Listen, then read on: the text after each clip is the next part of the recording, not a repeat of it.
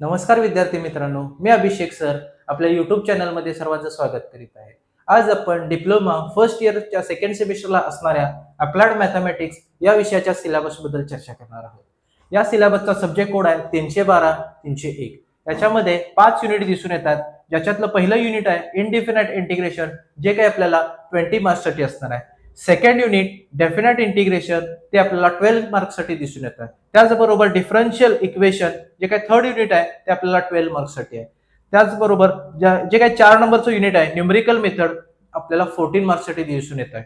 आणि 5 नंबरचं unit probability distribution हे आपल्याला 12 मार्क्ससाठी दिसून येत आहे. या सर्वांची जर टोटल केली तर ते होते टोटल 70 मार्क्स. म्हणजे आपला जो काही थेरी पेपर असणार आहे तो 70 मार्क्सचा असणार आहे, प्लस 30 मार्क्स जे काय असणार आहेत ते इंटरनल मार्क्स असणार आहेत, जे आपल्याला कॉलेज थ्रू दिले जाणार आहेत. हे इंटरनल जे काही मार्क्स आहेत 30 मार्क्स हे कसे दिले जाणार आहेत, तर आपली जे काही युनिट टेस्ट फर्स्टला जे काही मार्क मिळतील आणि युनिट टेस्ट सेकंडला जे काही मार्क मिळतील त्या मार्क्सचा ऍव्हरेज कडून आपल्याला काय केलं जाणार आहे, हे 30 पैकी मार्क दिले जाणार आहेत.